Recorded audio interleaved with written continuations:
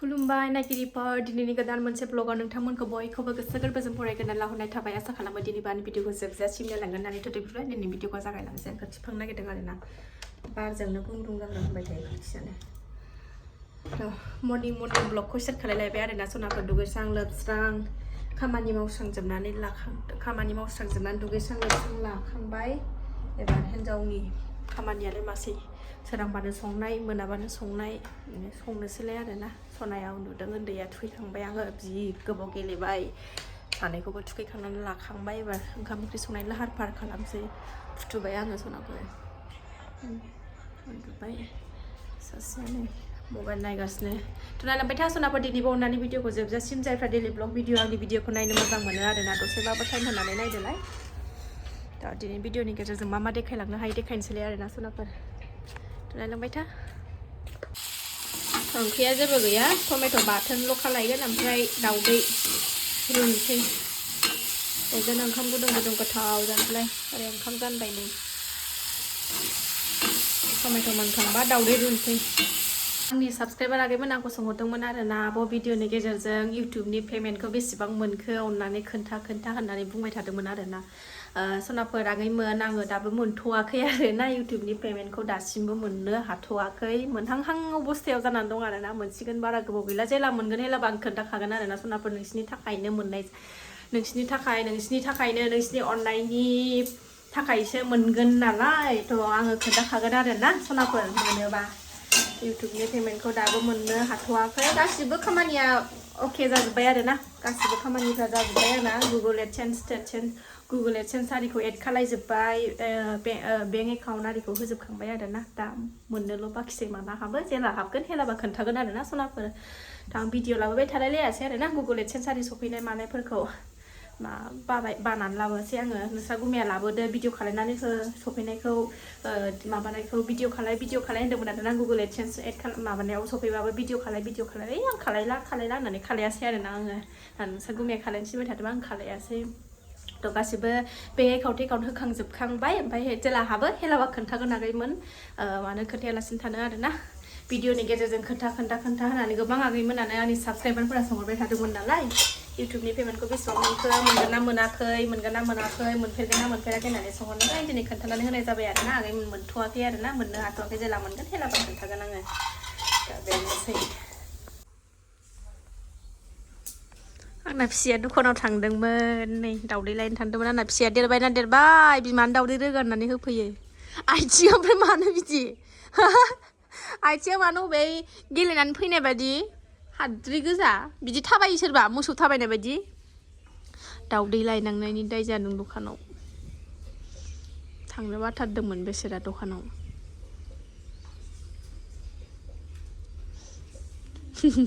गावनो जागोन ओमफ्राय दावदैखौ लायनो बाबावलायो सिख्ला देरनानै सोरबा बिमानो मावनानै होनो बायो ओंखामखौ नों खुरनांगौ दे मा दे दिनै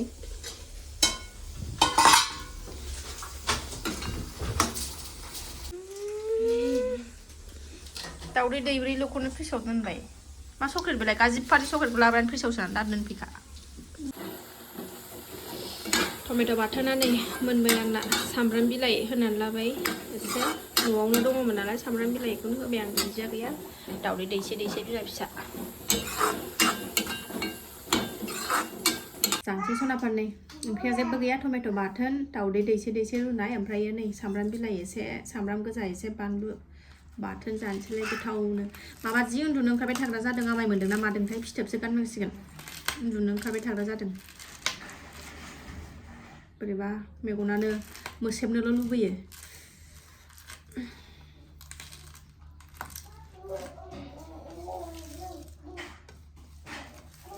गोथाव सानसुनि बोथिसे उदैखौ बेजोंनो स्राय बुरखायनानै दोनसैलाय सनाफोर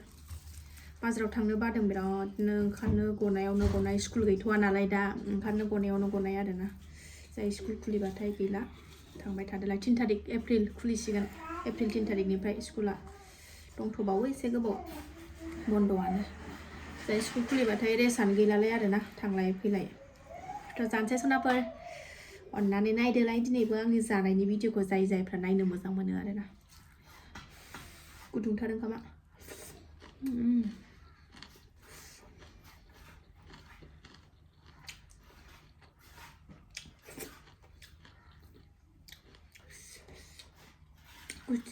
दहाय सा गुदुं खामब्रुनानै बोरैबा मोनदों आलौदों